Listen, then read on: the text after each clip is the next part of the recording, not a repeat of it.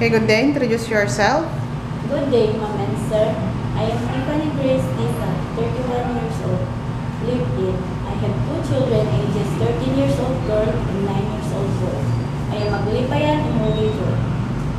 I am the eldest in the family. I have one brother.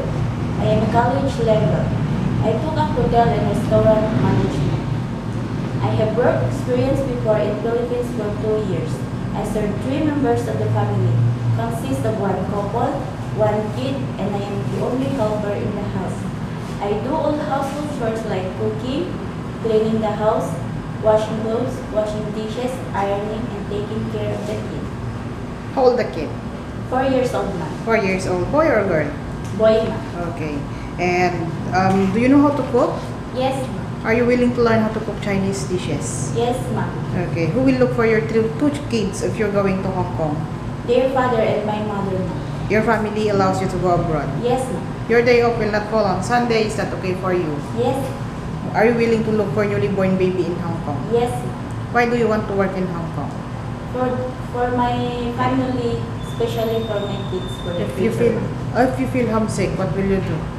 I will just concentrate with my work and make myself busy all the time.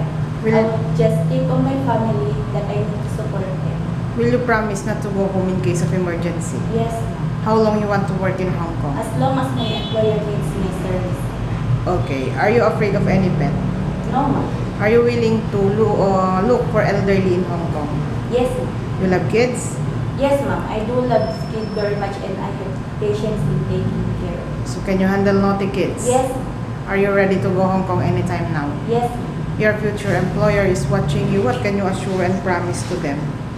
To my future employer, hello, ma'am and sir. Please do hire me as your helper and I promise to do all my duties and responsibilities. I am a hardworking person and flexible. I will treat your kids and take good care of them as my own. I am a hardworking person and flexible. I can work under great pressure. Thank you so much and see you soon. Okay, thank you very much. HL 2342.